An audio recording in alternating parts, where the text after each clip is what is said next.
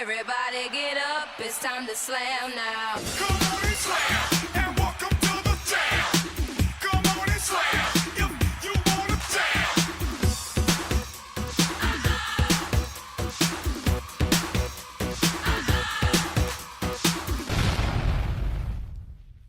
With the glass half empty, you drank the remaining drops to the brim. I sat at the very edge of pity, blind loyalty,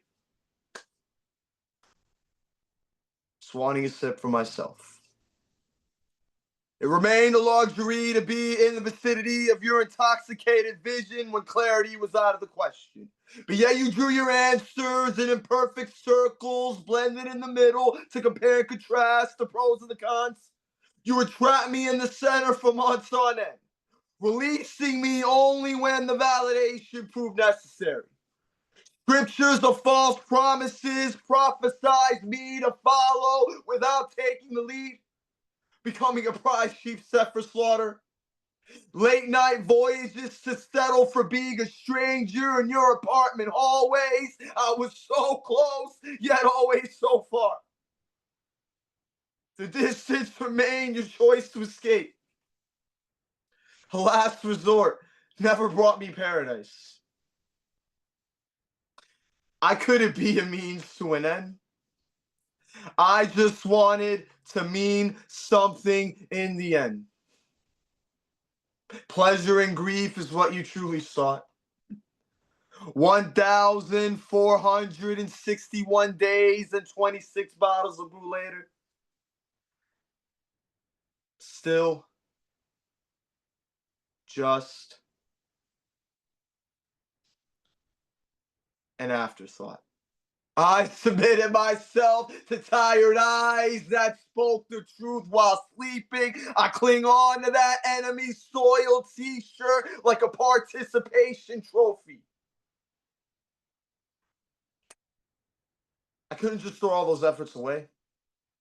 If the memories could escape the tightly chained security I assured will lock the deniable entry, I would master the safety of subtlety without measuring the dangerous attempts to thaw out the raw surfaces of your thick-skinned disposition. A warning of wariness in the distance of your false pretenses, and the halting of your conscience blurs the staggering definition of walking in stumbling lines to test your coherent limitations. When the morning glories ponder the passing of the presence of water lilies, you translate the living nightmares of dozing paralysis. All the demons of my mind prance around the pyre, stomping all their worn-out souls to awaken my fear, chuckling at the spineless chills that shivers up the nerves of a breathing corpse. You rip the life vessel off of my chest, and you have the courage to call me heartless. Still I caress those crisp locks of embers that frolic its way to my chains, but I will not be the one who falters through the flames. I have nothing to prove, and I don't owe you a fortune from loose pocket change.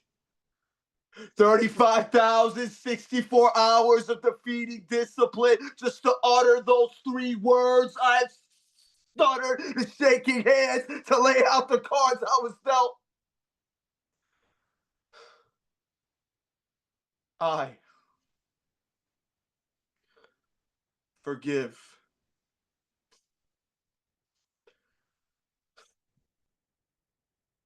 myself.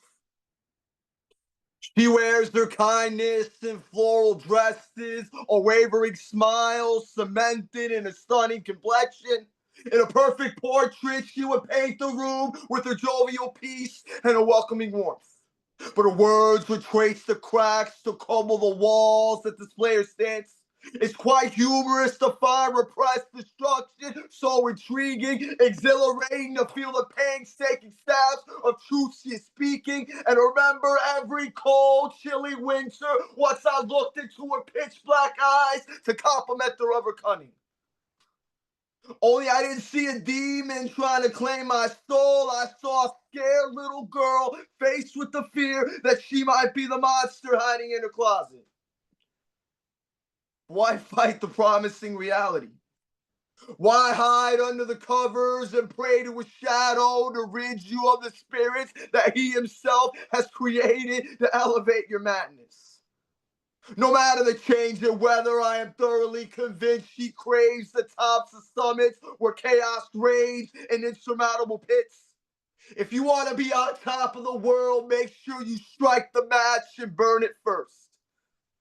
It's so easy to see the horrors of your honor through your tinted frayed glasses because I wear the same contacts too. Only I didn't run from the darkness. I kept the fucking lights off.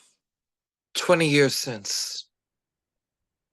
Tried to write about that day so many times. Cried in fright unto the gray, then the rhymes avalanched from my thumbs, wanting to pound my fist into my own brain, for I deplore the disdain contained, constrained, conditioned within me. I am not the same person I was 20 years ago, but the pain lingers. Middle fingers are what stigma feels like, constant reminders that I lost myself, punchlines made out of my fall from grace. No idea whether I'm worse for wear. Too many struggles since then. Too many muggles smoked when pills weren't enough to sustain me. Every time I enter the room, I am that dark stranger with a past, park ranger of a land unseen, untraversed, devoid of footprints, prints of darkness within my mind. I've tried for 20 years to purge it, imbibed many beers, I just scourge it, knowing I was not born to suffer, not my birthright to run into the same pitfalls time and time again with those without my best interest at heart. To be taken for granted, to be abused, to be hanging from the balance like I did when I could have died. And here I am writing out my sorrow and my trauma, wondering if this poem will end abruptly in the same way I could have ended this life, ended these voices, ended these mood swings, ended this paranoia, ended this rage with a Long Island iced tea packed in a thermos. But this poem needs to end smoothly. This time I'm living.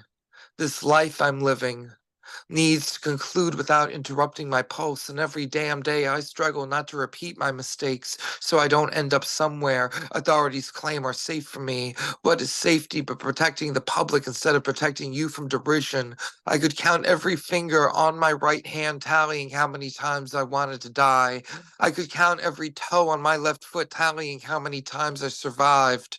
The song Born to Be Alive by Patrick Hernandez plays, all the while wondering if I was born to simply survive the constant war I fight with my nervous system, battling intrusive thoughts daily. They say a tornado is supposed to sound like a runaway train, and I hope the next 2 decades don't place me in front of cyclonic winds, regardless of the power they have to dry these suppressed tears. All my heroes have long since perished. Foundational building blocks of civilization have crumbled. Viewpoints generated from clickbait have infiltrated our psyche. A chainsaw paraded around at a conference by a dictatorial henchman. He is responsible for slashing budgets and liberties, undercutting progress with each thick cut. American values just mere table scraps now, and the table is filled with gluttons who willingly punish and swiftly subjugate. They all laugh animatedly and weakly imitate the crestfallen. I wish I could arouse from this waking nightmare. Even with tumbling approval ratings, he persists. Is there no higher judgment, no execution for crimes against humanity? Maybe we shoot them with propofol darts, putting them all into a permanent sleep as we work to diligently reawaken the soul of our society before it's stripped bare down to its malnourished skeleton, erecting new agents of change and a council comprised of elders whose feet now dangle by the death knell flames of this generation. This administration is based on altercations. Post-assassination attempt, a poisonous groundswell surges. A can of worms opened, but instead there are littered leeches, succubi sapping societal strength, Sophomoric antics don't assuage humanitarian doubt, only inciting collateral conflict. Hi, can I vent to you? Like, seriously, pour from the pages of my heart and trust that beyond these walls, no new vents are open from the ceilings my feelings create? If the answer is no, frankly, my dear, I don't give a damn. I have no reason to trust a stranger therapist that'll look at me with blank stares, pin down my thoughts, and wrestle with me about next steps when this stage is free and I won't have to face many of you again. Looking at my life, I've got daddy issues. Matter of fact, I've got generational daddy issues on all three sides of my family. Listen, my granddaddy was the best papa to me, but a trifling husband and a father. My biological sperm donor has issues with his bloodline rising from the generation that was silenced before their mouths could fully part. And my daddy, man, I love that man, but he needs to be in therapy for himself before I can ever ask him to go with me. Now, I'm not that great at math, but something in that equation has to be squared, right? I'm aware that these statements are irrational and I can't seem to function, but every day as I age, the math isn't mathing. Can I be real? I'm too scared to tell you my truths. I don't know you. We talked for 5 minutes. Hi, how are you? How was work? You need anything? Okay, bye. You're like a bad date. Spewing out random facts and simplified statements, Daddy, we work together like a bad game of Tetris. I'm almost at my limit while you're at the bottom still reaching for completion. Suddenly, all of my feelings come crashing down. We love to stay praying that each other's functions go well, or that we heal from whatever is ailing us, but we don't adjust to indulge to actually take what is being said. There are moments where I can count where we talk for over 10 minutes during phone calls, spend a rare day together, or just chill and hang out and drive. I come to realize that, yes, you were present, but not always active. I'll let you know is basically a no to me.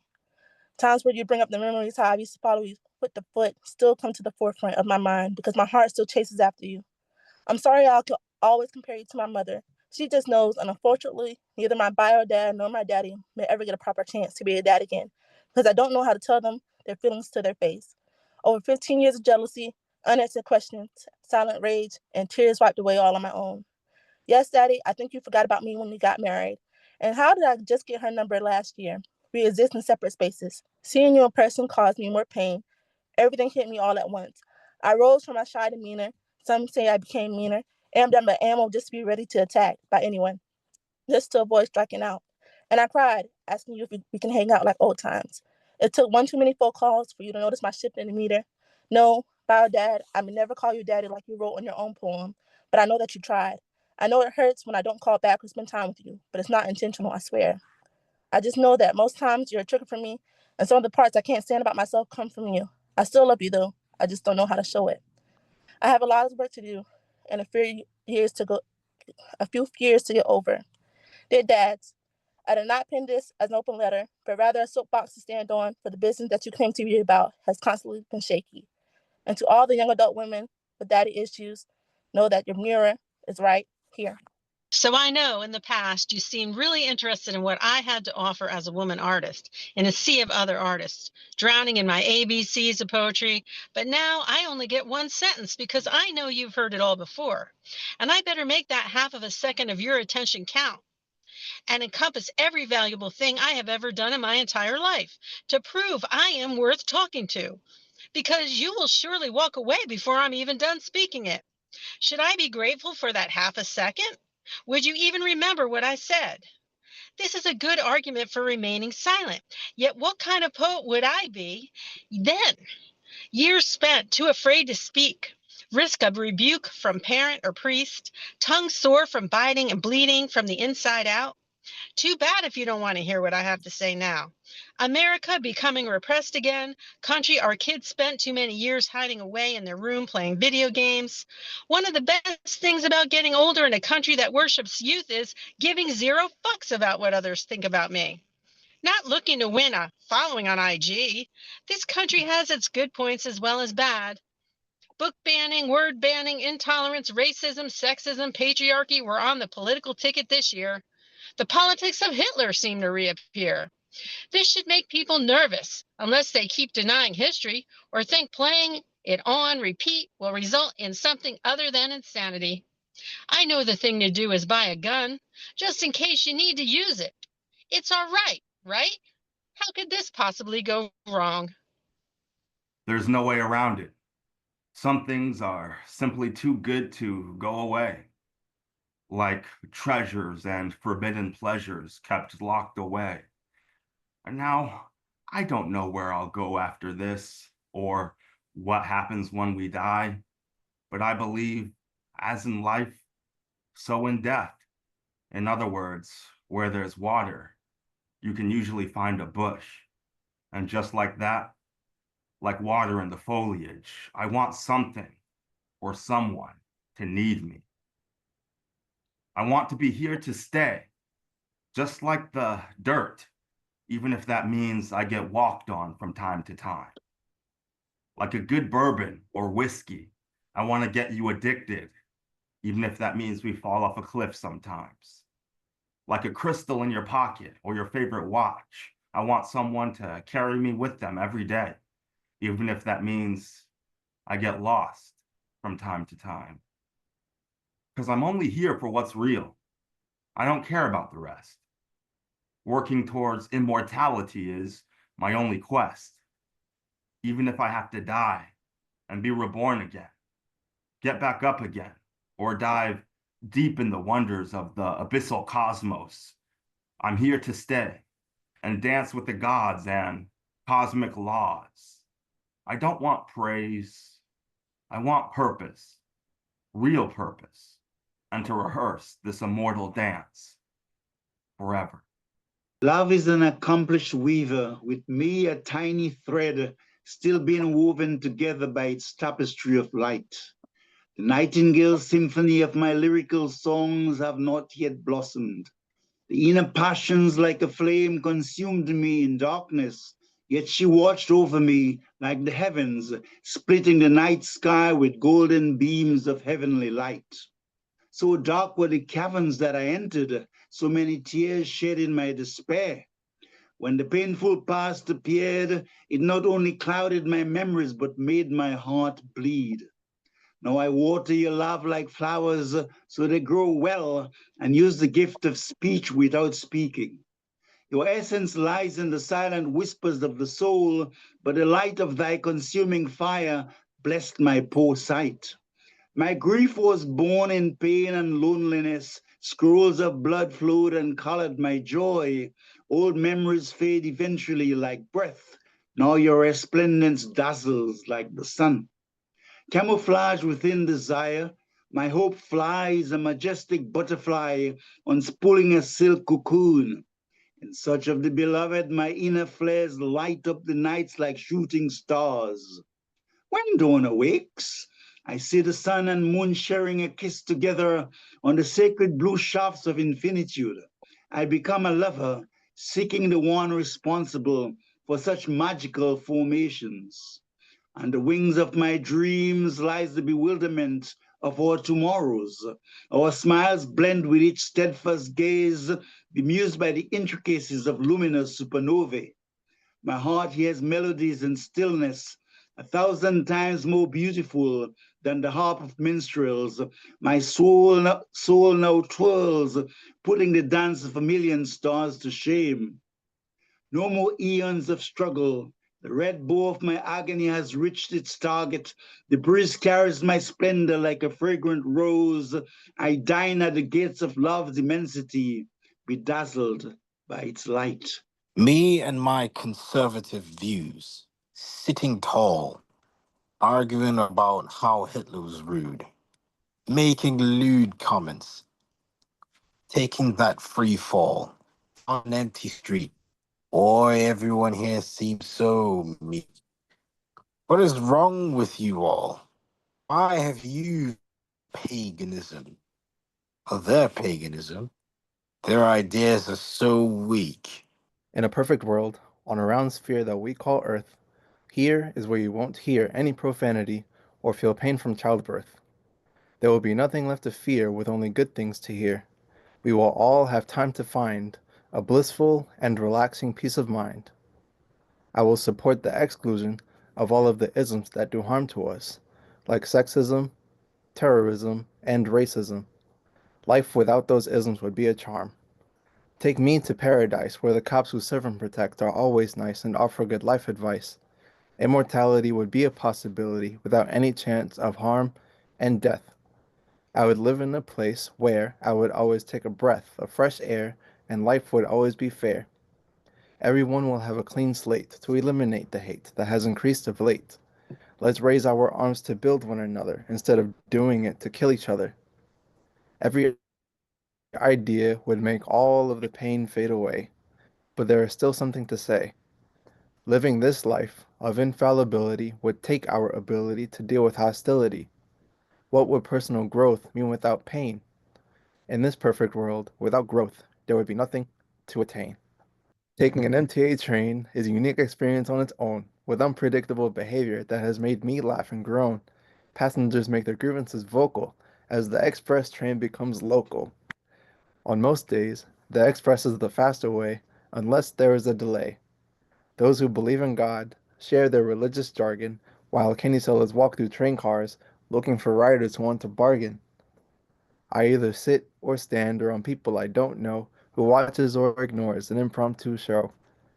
I take a seat while someone uses three like it's a bed instead. I once heard that a train ride can either be a mission or an adventure, but this depends on how you see it. Like life, it's important to have a clear view of your destination for how you see fit. While everybody is moving and trying to find their own way, it's just another day taking the MTA. If you have taken a train before, you have heard this for sure. Stand clear of the closing doors, please. Renewal and nurture. Peonies come gleaming with smiles, erasing the emotions of sullen memories. At such times, my soul feeds by dancing in the lushness of nature, where healing flows like a river as Mother Gaia caresses my feet. I move forward natural and unrestrained in the habitat of my surroundings, with the lush scenery my companion, mirroring the light of the perennial heavens. My spirit merges with the redolence of lilac lavenders, and I become fascinated, momentarily stunned, like one in a luminous carousel of light divine. The harp of my soul strums an echoing symphony, soaking up the lemon of my sorrows, renewing the inner sweetness of my joys. Spring never fails to restore my charm, and the lilies waltz gracefully, as elegant as the snow-white dawn in the most serene stillness of daybreak. There is a resonance that speaks to me, deep into the vastness of my solitude. She feeds my psalms of longing with the rhapsody of a seer, his light permeating a breath wove me into the unspoken sweetness of silence. My soul becomes enraptured, its golden tears illumining the sacred citadel of my heart's holiness, taking away my affinity to darkness, awakening the glimmer of my light. I feel nurtured, renewed, as the lustrous rays of heaven permeates the songbird of my soul. Flamingos in Celestun. Across the Yucatan Peninsula lies the tang set along the shallow Gulf of Mexico. There's a captivating flock of songbirds here, enjoying the beauty of the natural world. I once saw regal grapefruits that look like them, vibrant pink shades as if coming from a hybrid plantation. Yet flamingos are of exquisite beauty. Their tall feet, elegant curves, and long stately necks displaying the majesty of their stature, their beaks of princely poise. They move gracefully on water that seem to hug their feet in waltz as they step forward, an asset which can only come from the realm of a nameless silence. Aquamarine blue shimmers beneath them, my gaze fixed in transformation in a stillness of serenity and charm augmented by an orange-tinted sky. My soul is enveloped by her luster. I bow in reverence, pay homage to the magnificent light. Some scenes create a kaleidoscope of vistas in our hearts, kissing the warmth and tenderness in our souls. Within and without, the play of consciousness dances, dazzling my eyes, bringing a much-needed calm to emotions, soothing my being in trance. to dance in the shrine of your river of joy. I was once afraid of the light, even though I knew that the path I took would bring me only sorrows. Locked in the grip of despair and loneliness, I was a dark shadow gripped in the throes of anxiety and guilt. Yet growth came in the adversity that befriended me, erasing my phantoms, soaking my heart's tears in sweet rays of her alluring gaze. Fear once paralyzed my emotions, yet I learned to surf the tide of turbulent waves, holding on to the promises of another sunrise. When my beloved finally came, her sunlit rays offered me a haven greater than the moonlit glow of heaven.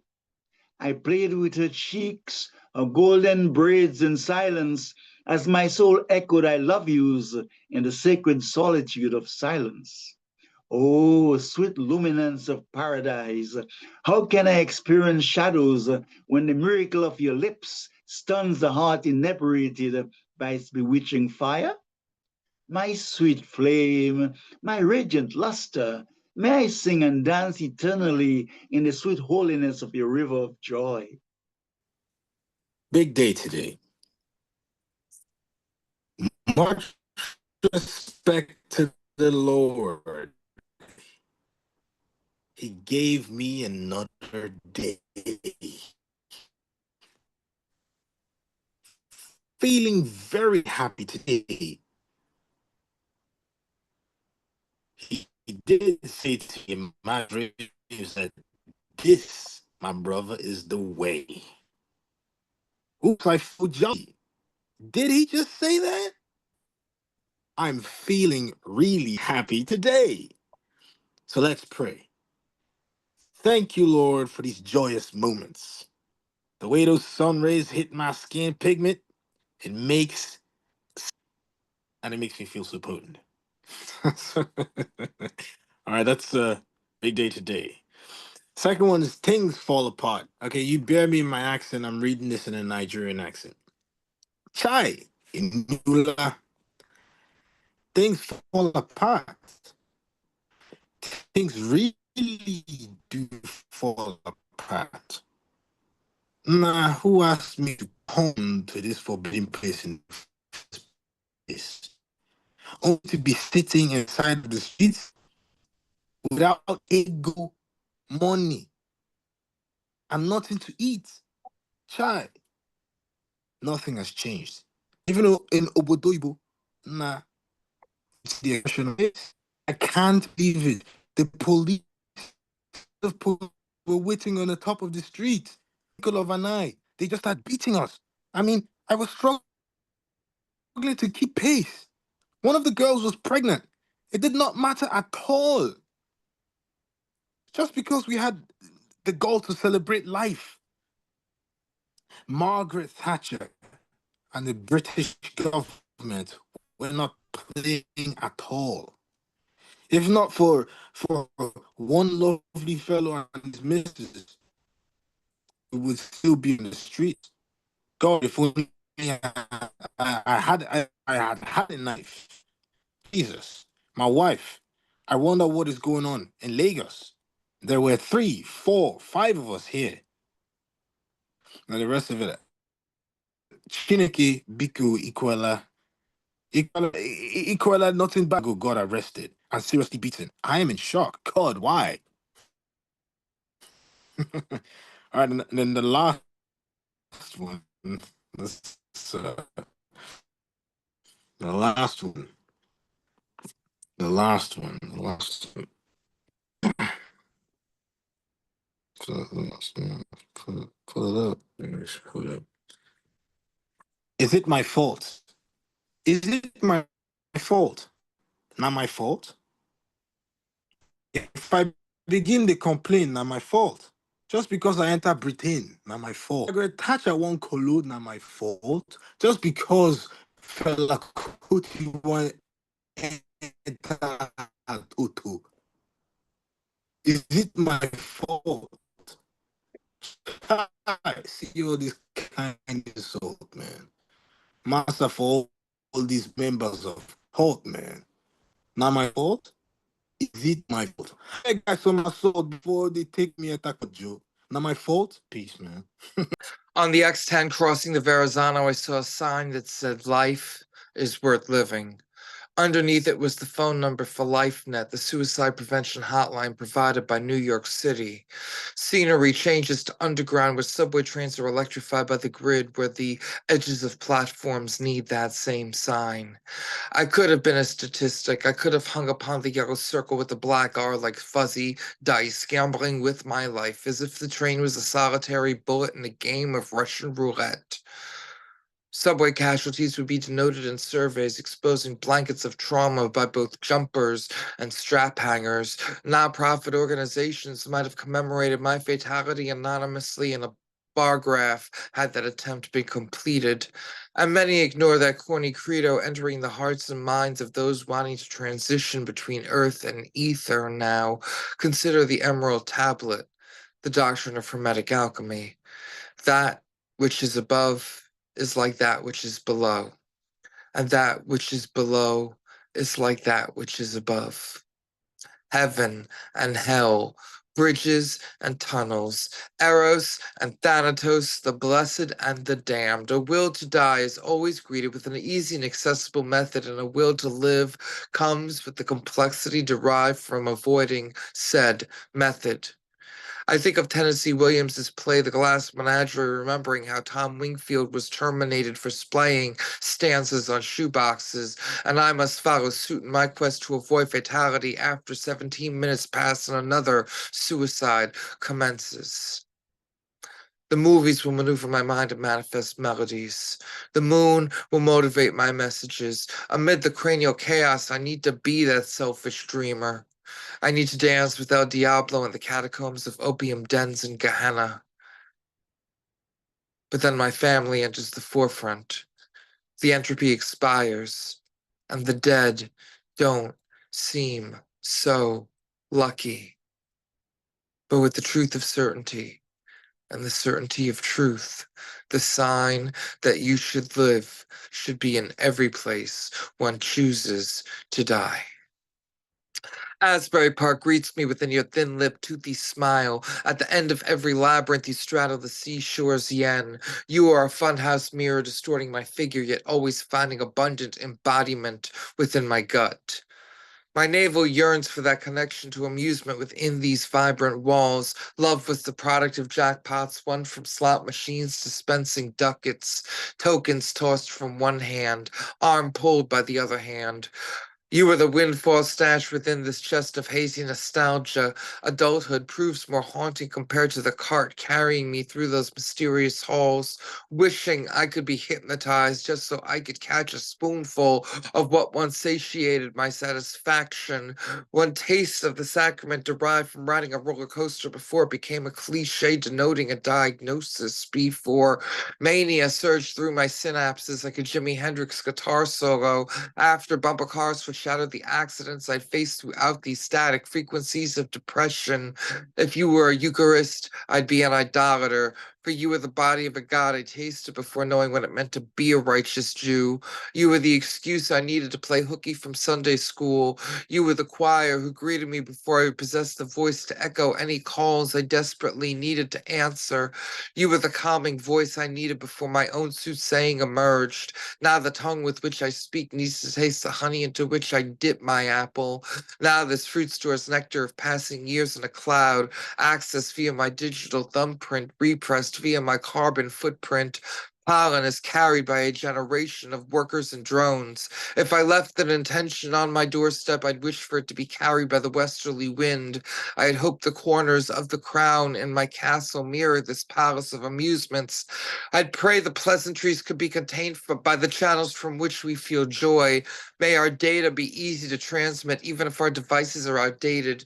They said devices be reused as analog anecdotes. Let them be paperweights for the childhoods we cherish, preserving a trail back to the inner offspring, struggling to spawn and survive. Puff, puff, pass the torch. Don't scorch your own shoes despite your foot. You are on this ascending journey that doesn't bind you to ignorance. Hope lies in the dismantling of ego and the prevalence of selflessness. You've always been caught in the fray, not sitting on a bale of hay, smoking reefer. Kicking your feet up in eternal relaxation, mind racing like quantum leap, an extroverted body meeting an introverted brain. Stain on your soul makes you OCD. You speak of death as if you have known it personally. The trap door to an ethereal dimension as ancestry commingles with one's inner child. Ambivalence has always been your Achilles heel, pierced by belligerent barbs and manic mood swings. The trap door to an ethereal dimension. It's dissension without pulling rank. It's that dank smell of weed that is perfectly putrid. It strains you to believe in a higher power, not just when you need it, but when it's universal. Pathos is a preemptive strike. Weathered boots prevent you from taking a hike into the craterous trails above the metropolis. From your vantage points, people resemble dots on a bigger screen that dwarfs their stature. Don't cut your nose off to spite your face. Appearances aren't everything. I am a samurai that falls on his own sword. In the heat of the battle, he knows to read the signpost to the afterlife. He sees visions of his ancestors call to him. He knows time is fleeting and that his weathered body might not have the strength to last the war. Though he was once regaled a knight, he readily realized that he longs for eternal peace, caressed into the arms of the milky ether, his gaze ephemeral, his light not extinguished but transitioned. He will now become the Holy Ghost. His corporeal form will now be mulch in the ground to feed the nutrients of subsequent prosperity, enriching the vine of his family tree. I am the samurai that falls on his own sword. I seek no reward, but just penance for my misdeeds. Please do not decapitate my skull. I wish to perish away with dignity.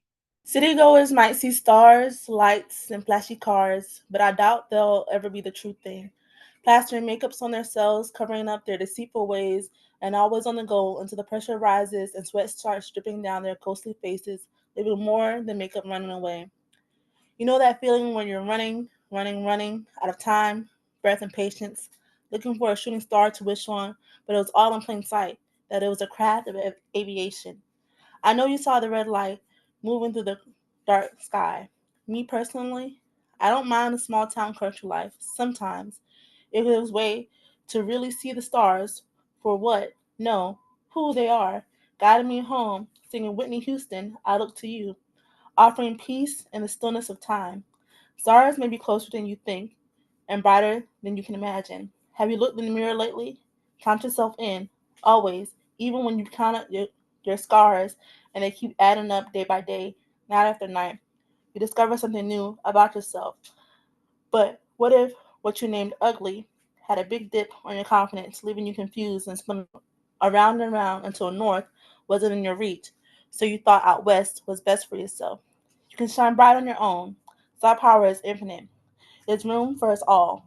Remember, you're never alone. Are you a diamond in the rough or a ribbon in the sky? Apparently, there's a right and wrong way to poop. Going into the new year, I hope that I learned to poop correctly. Heard a commercial for Squattapotty. Successful poops are now available to everyone. To be honest, I never thought about the posture of my posterior as it perches precariously like Horton the elephant, who got into trouble, tricked into making the impossible possible, heroically hatching the incredible inedible egg. Unsuspecting, trying not to break the branches with his insurmountable weight, where nest held the baby bird. To compare the process to giving birth can be an understatement, because my struggles have been continual since a young child. Solutions offered were not ideal. Corn syrup, Fletcher's Castoria, prune juice were pushed like drugs on me by my old school Nana. She knew the importance of being regular. They have since been replaced by coconut water, fruit, and extreme avoidance of dairy. Lactose intolerance is an inherited allergy. I can only hope that my eulogy would not begin and terminally end on the bowl. Walk like a god and surrendered like a goddess. Breathe in the wind. Whispered epiphanies in the smoke. Wisdom of ancestral ghost. Either side, the ether calls home. Surrender to the storm, surrounded by red birds that carry messages of good and evil. There's no place like limbo to lay my head and rest. We block out the sun and put on a show. It's all a lie, but you never know. Paper-thin philosophies caught in a breeze. They sign the wicked line and obey the creed. But we know the truth. There's only one rule to follow. Obey the heart, and do no harm to others. In shadows cast by twilight's bloom, I found him there, this man of gloom. His pen, a dagger dipped in the night. Each word he wrote, a spectral blight. His eyes were orbs of somber hue, reflecting grief the world once knew. A tempest brewed within his stare, a storm of sorrow, raw and rare. He spoke of love as fleeting dust, of faith betrayed, of broken trust. His voice, a raven's mournful cry, a requiem sung beneath our very sky. And yet, amidst his doler's plea, a spark of fire reached out to me.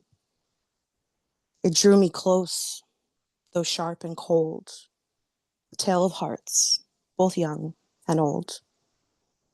His verses wrapped me, silken chains, binding what was left of my very soul to his refrains.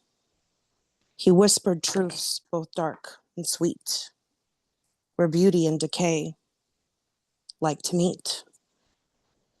Each syllable a siren song. To love him felt both oh so right, but oh so very wrong. For in his depths, no stars could shine, yet still I ached to call him mine. We walk through graves of ancient lore, through gates where others dare no more. He spoke of death, his sweetest muse, the final waltz all hearts must choose. Yet in his grasp, I found my own, a crown of agony, a darkened throne. He held me close, his touch like frost, each kiss a shiver, bliss embossed. Oh, cursed man, this dark poet, you lit within a fatal spark. To love you is to taste despair, a pleasure pain beyond compare. For though your quill may drip regret, my heart's entangled in your net. We dance upon the edge of doom, forever bound to love and gloom. Poem. I have one more that I'll share. This is kind of a work in progress. I don't have a name for it either, sorry. A shadow stretched too long. It stains the edge of the sun's memory, its shape defying the warmth of day. What was once tender, now brittle under the weight of whispers. Words cast like stones, their echoes marking the contours of your very name. You are the dissonance in the hymn, the thorn in the tapestry of devotion, a fracture in the glass where light dares not linger. Once the world's treasures sparkled, golden ambitions, the soft pulse of recognition, the quiet reverence for things built to crumble. Now, their shimmer feels like a thin skin stretched over nothing. The bucket they offer is empty, but they swear it overflows.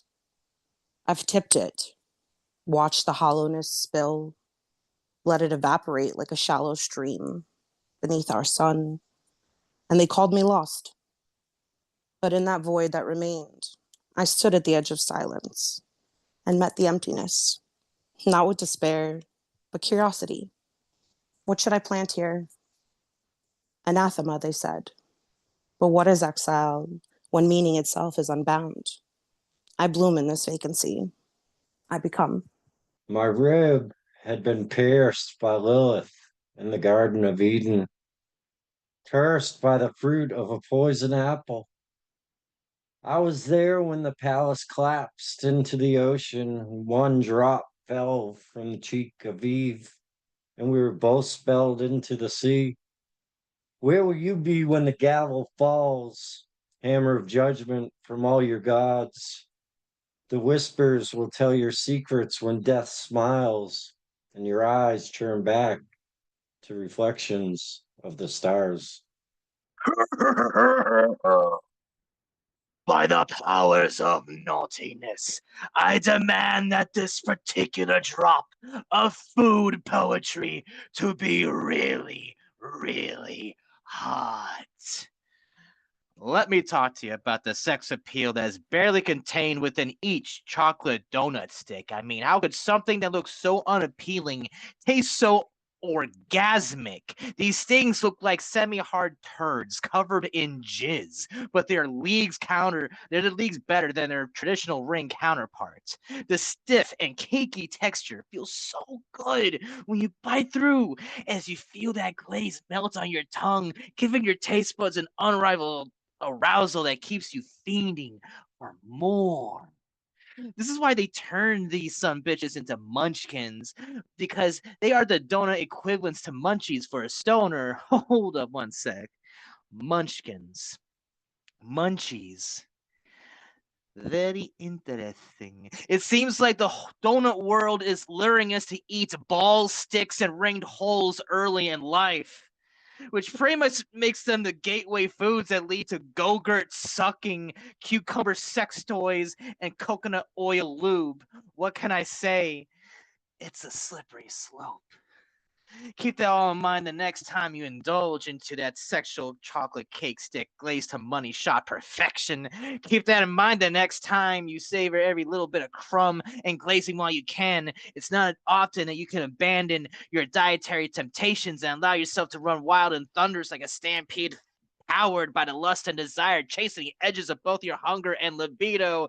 If American runs on Duncan, America also runs on a high sex drive.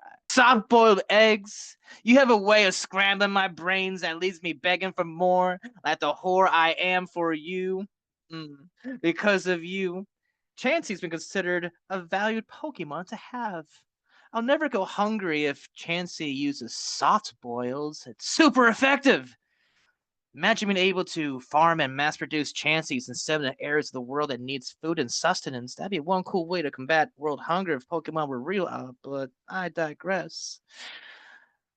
Listen, the 8 minutes it takes to formulate your sexy ass in a roaring boil pales in comparison to the hours of laughter you'll bring to me and the comical suffering of my enemies. When you ooze that food porn from your bodies, it just brings out the savage in me. Oh, yeah! I'm unjustifiably in a position I don't want to be in. But I'd rather die of exhaustion than die of starvation. Yeah! With that said, I've got lust in my eyes. Yeah, I'm hungry. Yeah, oh, soft-boiled eggs every time we tangle. You're more electrifying and satisfying than the time before. Soft-boiled eggs, you're more seductive than sex. Dripping golden wet dreams from your insides, enticing my insides with the unrivaled hunger that dwarfs the power of entire galaxies. Yeah. There's a shiver that runs down my spine every time I pick you up and guide you to your demise. Egg white yolk and drippage, yeah. I close my mouth at your torments and my satisfaction begins. Soft-boiled eggs, you're the cream of the crop. Yeah, and just when you thought I had enough of you, I'm not finished with you, and I by a long shot, yeah. Snap it to a Slam Jim and snap it to a soft-boiled, yeah. Of muggy waters that trails behind my lenses, all the things that mattered didn't. I never regretted the company I kept, even when the promises were never met. You landed at the corals of my inner being with compassionate grace and eloquent fluidity. Your galleons of generosity stowed away at intervals of complimentary years. I accepted your invitation to realign the sails that entrenched our peculiar distance. An even flow of courageous design, the security of proper structure, benefited as a defense of foreshadowed entrails. Growing pains, the wonder shatters my calloused hands. You yield the anchors I provided with the reluctant stance and pledge your undying loyalty.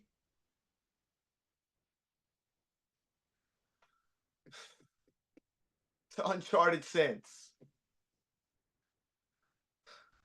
Beyond malicious detriment, I part with the massive oceans where we swore our leash. Your haven was a harbor.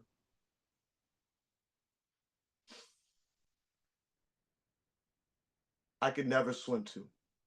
I used to believe shipwrecks were designed to deteriorate the hopes of discovering lost cities and the mysteries of grandeur life under aquatic temperatures.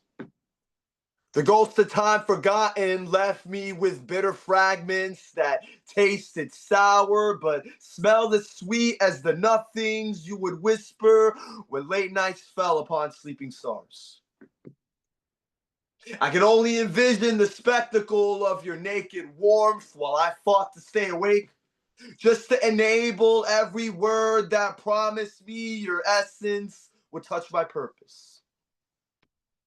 Fleeting forecasts changed the winds, but my skin only grew thicker and guarded when November storms rained on praying hands that hope would clear the skies to pave the way for your crystal clear blue eyes to shine on what troubled me about the impending winter. As the seasons mark their lessons and friends become fractured limbs from self-loathing funerals plotted under piles of December snow, I sing along to every melody I savored for you to recognize what defined my disorders. Every single note and subliminal seduction only drifted you further away from contention and into the arms of calloused hands that built a house divided.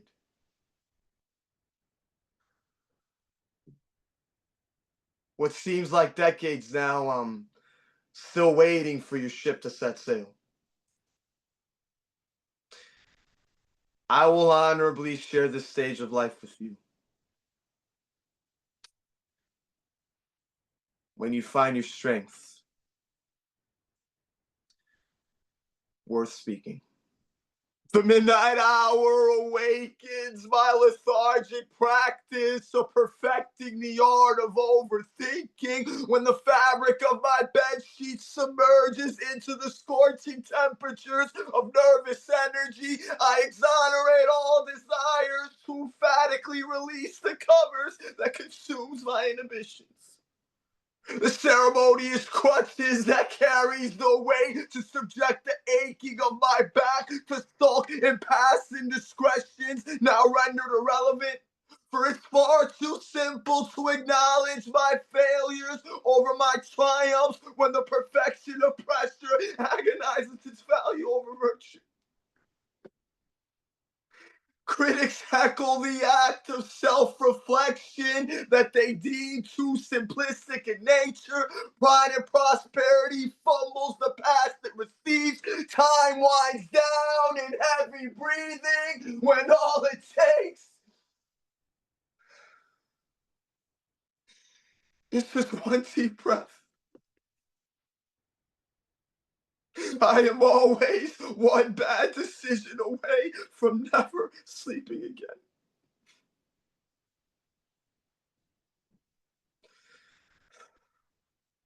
No cure for anxious suffering.